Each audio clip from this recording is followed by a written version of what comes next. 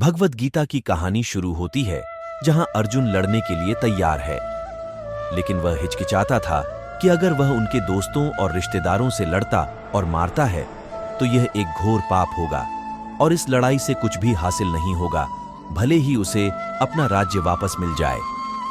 यहां फिर भगवान कृष्ण उन्हें कर्म, ज्ञान और भक्ति योग के साथ साथ देवत्व की प्रकृति, मानव जाति की अंतिम नियति और नश्वर जीवन का उद्देश्य समझाते हैं।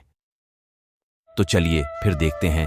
श्री कृष्ण बोले, हे अर्जुन, तुम्हें उस असमय में ये मोह माया किस हेतु प्राप्त हुआ?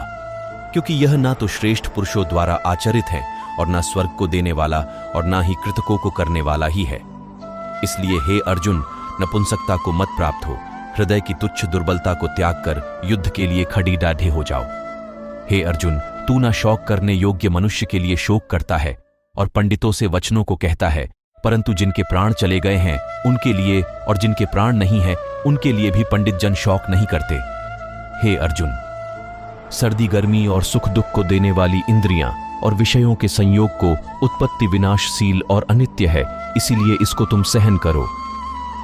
जो इस आत्मा को मारने वाला समझता है तथा जो इसको मरा मानता है, वह दोनों ही नहीं जानते, क्योंकि यह आत्मा वास्तव में न तो किसी को मारता है और न किसी के द्वारा मारा जाता है।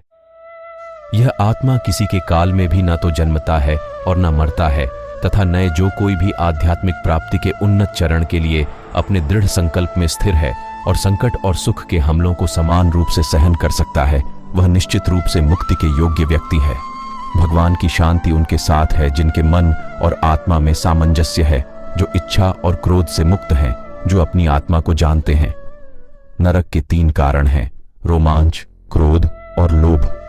अपने सभी कार्यों को भगवान पर केंद्रित मन के साथ करें, आसक्ति का त्याग करें और सफलता और असफलता को समान दृष्टि से देखें। अध्यात्म का अर्थ है संभाव, वह जिसने घृणा को जाने दिया है, जो सभी प्राणियों के साथ दया का व्यवहार करता है, और करुणा, जो हमेशा शांत रहती है, दर्द या खुशी से अप्रभावित, मैं और मेरा से मुक्त, आत्मनियंत्रित, दृढ़ और धैर्यवान। उसका पूरा दिमाग मुझ पर केंद्रित था। यही वह आदमी है जिसे मैं सबसे ज्यादा प्यार करता हूं। वह आदमी जो मुझे हर चीज में देखता है, वह जो एकता में निहित है, एहसास है कि मैं हूं हर प्राणी में। जहां कहीं भी वह जाता है, वह मुझ में रहता है।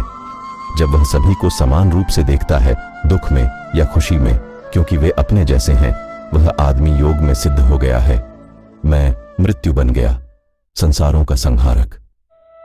धन्यवाद दोस्तों, वीडियो को अंत तक देखने के लिए। आपको वीडियो से ज्ञान प्राप्त हुआ तो वीडियो को लाइक, शेयर एंड सब्सक्राइब करें। जय श्री कृष्ण, राधे राधे।